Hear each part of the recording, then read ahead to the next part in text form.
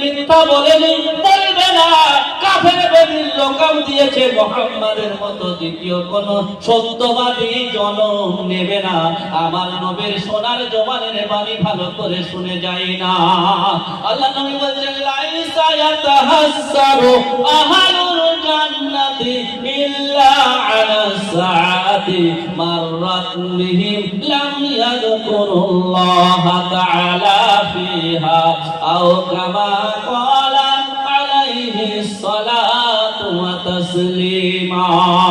দয়ার নবী, মায়ার নবী, সোনার নবী তিনি বললেন, জান্নাতি ওয়ালা হবে যারা, জান্নাতে যাবে, কিন্তু তারা প্রাণের বন্ধুরা জান্নাতে যাওয়ার পরে সুন্দর বিবি রেখে গেছো দুনিয়ায়, ওই বিবির কথা মোটেই ভাববে না, গাড়ি বাড়ির কথা ভাববে না, দালাল কোটার ব্যাপারে ভাববে না।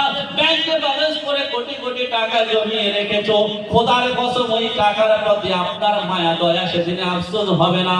অনেক সম্পত্তি করে গেছো, ওই সম্পত্তির ভাবনা জান্নাতে আসবে না। নবী বলছে, শুনে নাও না, জান্নাতে যাওয়ার পরে কোন বিষয়ের প্রতি আপনার আমার আফসোস দুঃখ হবে না। আমার নবী বলছে, শোনো না, জান্নাতে গিয়ে আফসোস হবে আমি আপনি জানি না।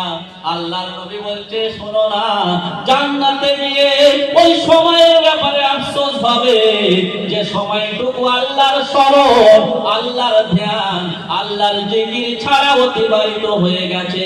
ওই সময়টুকুর জন্য কাল কিয়ামতের আদালতে জান্নাতে ওয়ালা হয়ে জান্নাতে গিয়ে আফসোস করবে, জান্নাতে গিয়ে আফসোস করবে।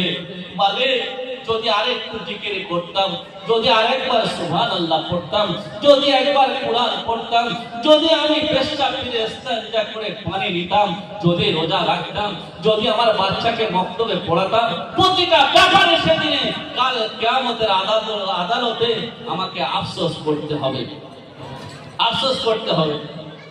আসেন হুজুর, স্টেজে আসেন।